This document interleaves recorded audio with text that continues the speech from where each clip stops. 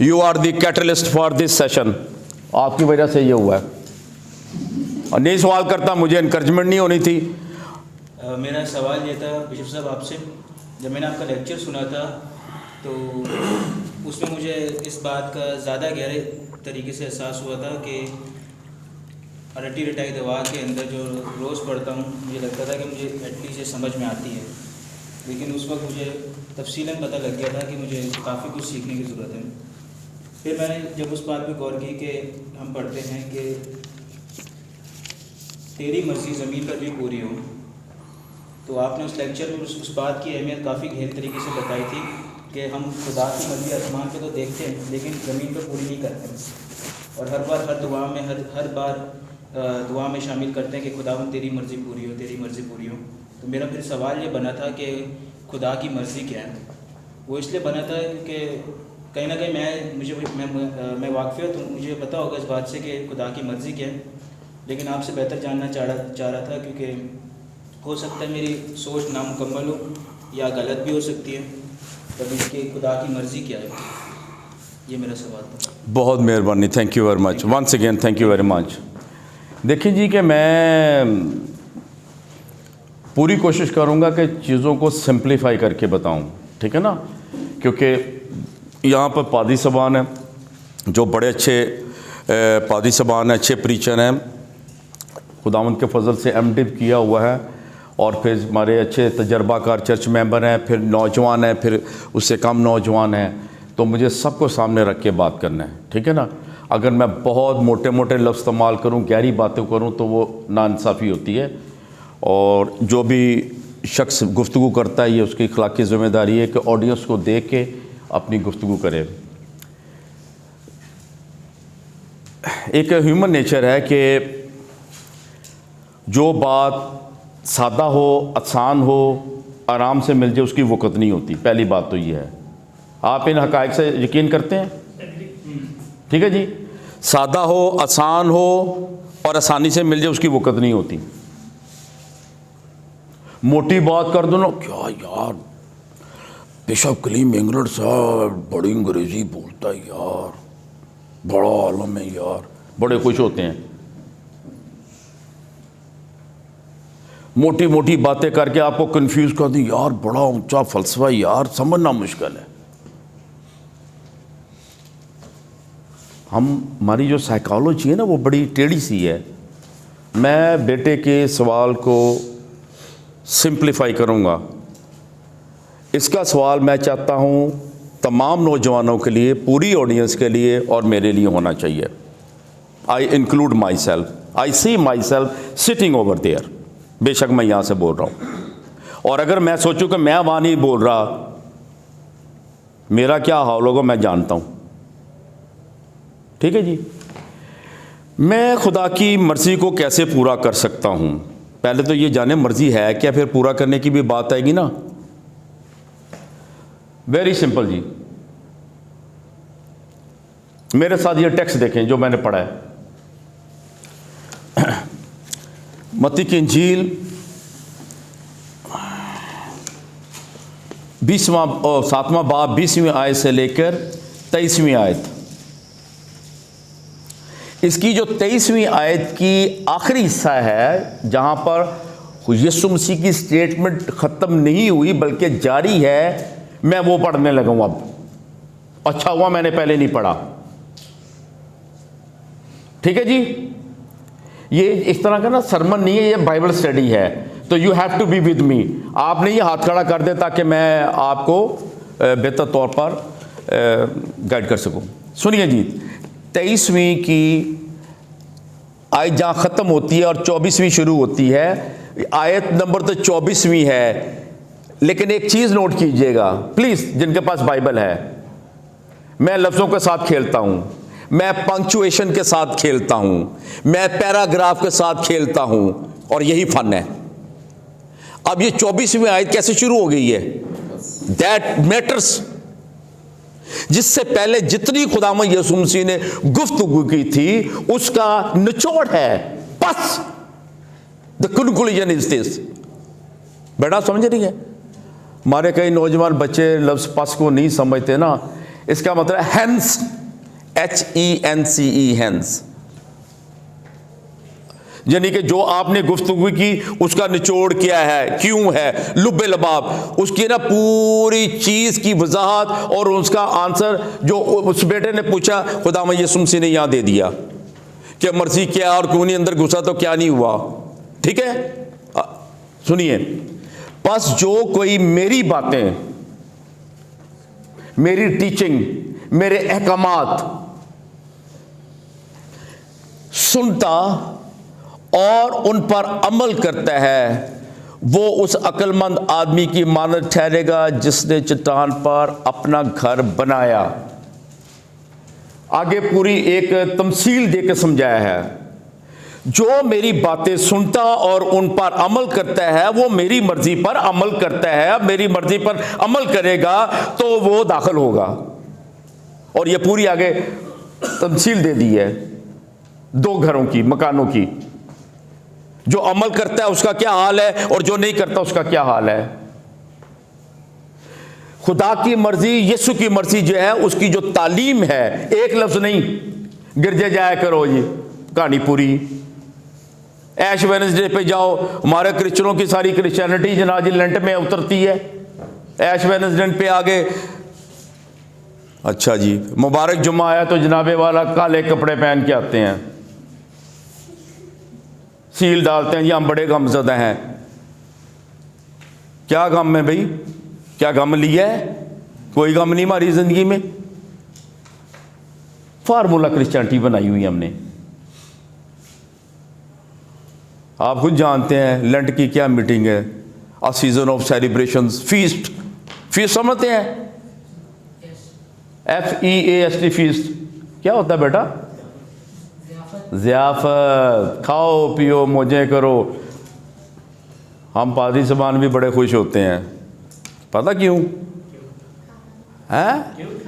और भी कुछ मिलता है, हाँ, जो हमारा हक है। फीस्ट चले मान लिया करते हैं, आउटकम क्या है? 40 दिन के बाद क्या होता है? फिर उठे तो उठे ही, no change in life, not at all. अगले साल फिर वही 62 साल तो मनु हो गए ने वेखते हुए। चेंज आना चाहिए ना। अगर चेंज नहीं आता तो ये तमाम रिचुअल्स जो है ये बेकार हो जाती, बेमानी हो जाती हैं। जो मेरी बात सुनता और अमल करता है वो मेरी मर्जी पे अमल करता है। और खुदा की मर्जी ये है कि मेरे अहकामात, मेरी तालीम, मेरी बातों पर हम अमल करें। वो एक नहीं है, सारी की सारी हैं। अब सारी पे अमल नहीं कर सकते, कोशिश ज़रूर कर सकते हैं। हम कामयाब नहीं हो सकते 100%, लेकिन ये हमारा मकसद होना चाहिए और जुस्तजू होनी चाहिए। और उसके लिए मैंने एक मिसाल दी थी पौलुस रसूल की, कि कलंसियों 1 बाब में वो लिखता है कि मैं खुदा की मर्जी के मुताबिक रसूल हुआ था ताकि खुशखबरी की मुनादी करूं। उसके लिए ये एक स्पेशल असाइनमेंट थी। खुदा की मर्जी गैर कौम में जाके कार उसने की, चाहे उसने मार खाई, कोड़े खाए, ये किया, सोबतें ली, कैद में गया, उसने कहा वहां जाओगे मर जाओगे, मैं मरने के लिए तैयार, मुझे जाने दें। ये खुदा की मर्जी है। और फिर मैंने बताया कि वो रोम में उसका सर कलम कर दिया गया, ही वॉज बिहेडेड। बड़ा अच्छा लगता है ये कर लें। बड़े भाई, मर्जी पूरा करने के लिए आपको शायद जान देनी पड़ेगी। और अगर मैं आपको बोल दूंगा आपका एंड रिजल्ट यही होगा, आपने कहना यार जरा और कोई हल नहीं मिल सकता इसका।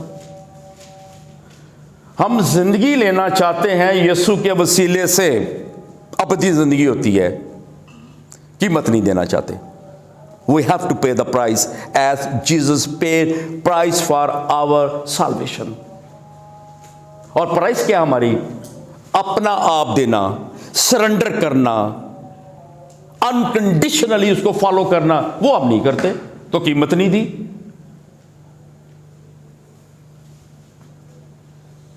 आगे चलता हूं जी। अब ये तो मैंने बता दिया कि मर्जी है क्या, एक मैंने मिसाल दी है। चलो एक और दे देता हूं ताकि हो। लूका की इंजील में है, जब खुदावंद यीशु मसीह गेत्समनी बाग में थे, बड़ा एगनी में था, तो खुदावंद यीशु मसीह के भी ये बयान आते हैं, अरे बाप हो सके तो ये प्याला टल जाए, तो भी मेरी नहीं तेरी मर्जी पूरी हो। पौलुस रसूल ने मर्जी पूरे करते करते सर कलम करवा लिया। खुदावंद यीशु मसीह ने भी कहा, मैं हर वो काम करता हूं जो बाप मुझे कहता है। वो बाप की मर्जी को पूरा कर रहा था। जब क्लाइमेक्स आया, फिर कहा, बाप तेरी मर्जी पूरी हो। उसने जमीन पर अपने बाप की मर्जी पूरी की, और उस मर्जी को पूरा करने के लिए उसने कीमत दी, नजराना दिया, अपनी जान का, कीमती जान का। That is the cost. हम मुफ्त में सब कुछ हासिल करना चाहते हैं। मर्जी पूरा करने के लिए यीशु मसीह ने अपने आप को फुली 100% बाप के सामने सुपुर्द कर दिया, सरेंडर कर दिया। जो तेरा डिवाइन प्लान तेरी मखलूक के लिए, इंसानों के लिए, उनकी निजात के लिए, अपनी जिंदगी के लिए है, मैं पूरा करूंगा इस जमीन पर, ऊपर आके नहीं, इधर करूंगा। और वो पूरा किया। ऐसे नहीं पूरा हो गया, उसने सलीबी मौत गवारा की। और वो खत है फिलिपियों का या किसमें, उसने फर्मा बरदार रह कर दुख उठा उठा कर, हाँ, फर्मा बरदारी क्या है? बाप की मर्जी। यूना की इंजील पढ़े, बार बार कहता है जो बाप कहता है मैं वही करता हूं, मैं और कुछ नहीं करता एज ए इंसान। हम अपनी दुआ रबानी में कहते हैं, ऐ हमारे बाप, ऐ हमारे बाप। बाप का कभी हमने हाल पूछा कि वो हमसे खुश भी है कि नहीं है? इसी बाप, अगर बाप है तो क्या हम बेटे हैं? जिस दिन बेटे बन जाएंगे मर्जी पूरी हो जाएगी, प्रॉब्लम ही को नहीं, सिंपल। ब्रायन समझ रहे हैं? जिसको मुखातब करके हम बात कर रहे हैं, ऐ हमारे बाप, it's a question in front of us. Is he really our father, heavenly father? Is he Lord? बाप के लिए मैंने बताया था कि पुराने ऐहदनामे में लफ्ज़ यहोवा है, उर्दू में उसके लिए लफ्ज़ खुदावंद इस्तेमाल होता है, इंग्लिश में लॉर्ड इस्तेमाल होता है, इसलिए इसे लॉर्ड्स प्रेयर कहा जाता है। तो वो जो लॉर्ड है, यहोवा है, जिसे हम आसमानी बाप कहते हैं, क्या वो हमारा ही बाप है या बस है बाप करते रहते हैं? कब उसे बाप बनाएंगे? बाप बनाएंगे तो आपको उसकी फर्माबरदारी भी करनी पड़ेगी, इज्जत भी करनी पड़ेगी, मोहब्बत भी करनी पड़ेगी, ताबियादारी भी करनी पड़ेगी। जैसे यीशु मसीह ने नमूना दिया, पौलुस रसूल ने अमर करके दिखाया, और हम जो कहते हैं हम उसी सब में खड़े हैं कि जैसे खुदावंद ने किया, पौलुस ने किया, हम भी करें मर्जी पूरी। हम तो करते ही नहीं है, मरने तक तो नौबत ही नहीं आनी। जरूरी नहीं कि हम भी स्लीप पे चढ़े तो फिर ही है, हमें अपने आप को मारना है। We have to kill ourselves, our passion, our wishes, our desire, जिसे आप सादा लफ्जों में कहते हैं नहीं, नया जन्म, new birth, born again. Born again क्या यही तो है ना? दूसरी बात देखें जी इसी टेक्स्ट में से कि कैसे करें। सुने जी 20वीं आयत।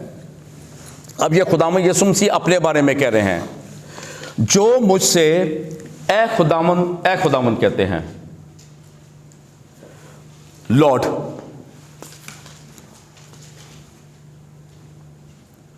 अब सवाल ये है, एक तरफ खुदावंद यीशु मसीह की तालीम है, और खुदावंद यीशु मसीह ने इस तालीम में कहा कि जब हम जैसे लोग, उन्होंने मिसाल दी कि उसके पास सामने हाजिर होंगे, उसे पुकारेंगे ए खुदावंद, ए खुदावंद। ठीक है, खुदावंद यीशु मसीह ने जो कुछ कहा है उसका असल मकसद यह है कि तुम मुझे खुदावंद तो कहते हो, लेकिन मैं क्या वाकया ही तुम्हारा खुदावंद था? Was I Lord of your life? जब वो हमारा लॉर्ड नहीं है, खुदावंद नहीं है, कोई रिश्ता ही नहीं है। और अगर रिश्ता है तो फिर आपको उसकी फर्मा बरदारी करनी है। ये फर्मा बरदारी, मर्सी क्या है, मर्सी पे कैसे अमल करना है, उसका जो स्टार्टिंग पॉइंट है, that is the relationship between us and Jesus. हम उसे खुदावंद कहते हैं ना, तो उसे अपनी जिंदगी का लॉर्ड बनाना, खुदावंद बनाना, जिससे मुराद है कि मेरी जिंदगी पर उसका कंट्रोल है, मालिक है।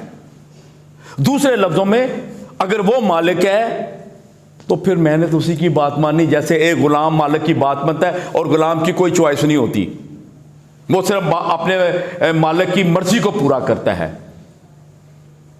पारिवारिक सही कह रहा हूं? गुलाम अपनी मालिक की मर्जी को पूरा करता है, उसकी जिंदगी में कुछ नहीं है, चाहे वो मर जाए या जिंदा रहे, उसने अपने मालिक की मर्जी पूरी करनी है।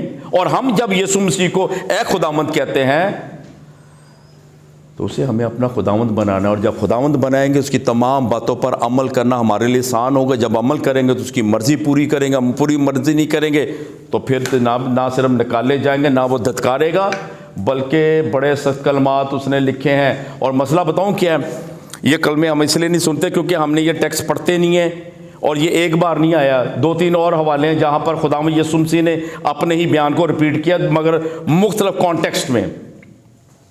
पहला तो है इसमें क्या कहते हैं, ज़बूर की किताब में है, उसमें भी खुदावंद यीशु मसीह ने, नहीं खुदावंद नहीं, वो तो खुदा बाप ने कहा है, किधर गया मेरा नोट्स, आयते भूल जाता हूँ। ज़बूर 6 देखें जी, और उसकी 8वीं आयत, ठीक है जी। फिर एक और हवाला दूंगा, फिर इस क्वेश्चन के मैं ख़त्म कर दूंगा। अच्छा जी, छठा ज़बूर 6 और उसकी 8वीं आयत।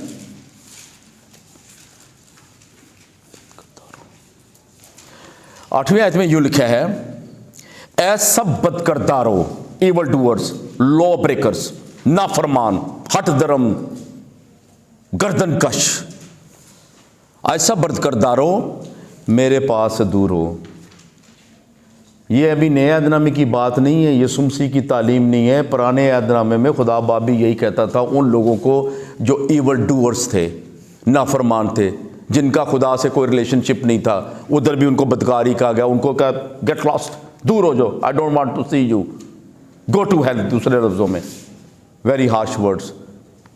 उसी चीज़ को खुदावंद यीशु मसीह ने तशरीह करके तालीम दी और फिर बताया इस पे अमल करना है। पूरे का पूरा जो डिस्कोर्स है, 5वां, 6वां, 7वां बाब, नहीं अमल करोगे कुछ नहीं मिलेगा बल्कि बदकार कहलाओगे। एक और आयत देखें, लूका 13 बाब 27 आयत देखें जी।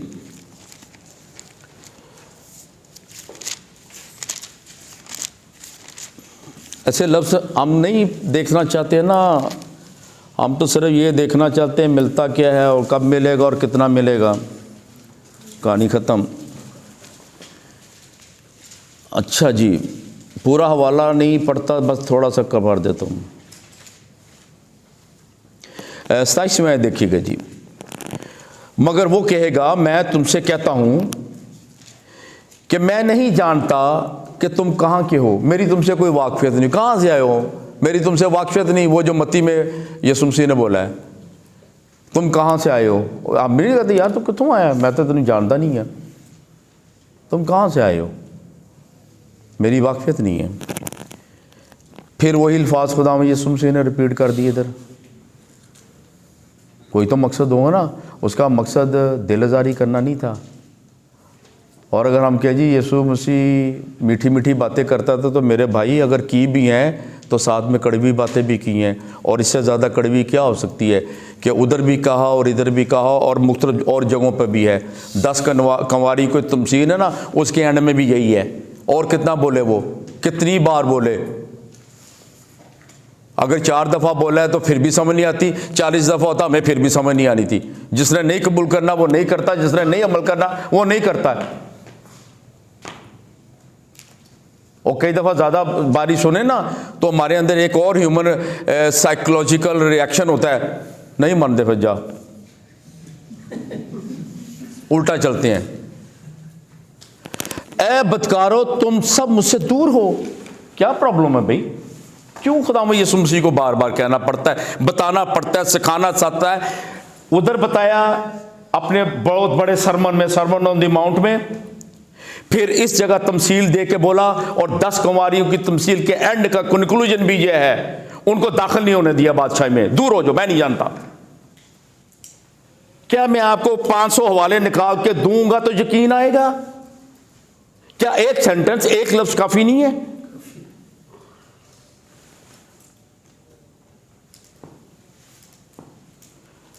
खुदा की मर्जी कैसे पूरी होगी? When he will become our lord. खुदावंद जिंदगी का, जब जिंदगी का मालिक होगा तो उसकी ज़िंदगी होगी, फिर मेरी कोई ख्वाहिश नहीं होगी, ख्वाहिशों को मार दूंगा। हो सकता है कि मैंने ब्रायन आपको कुछ थोड़ा सेटिस्फाई किया, नहीं किया तो फिर अगली दफ़ा सही। वैसे मैंने ट्यूशन देने का भी प्रोग्राम किया, आप अकेले भी आ सकते हो, ट्यूशन भी दूंगा 1 to 1। जी जी प्लीज़, नहीं सामने आ जाए ना ताकि लोग भी सुन लें।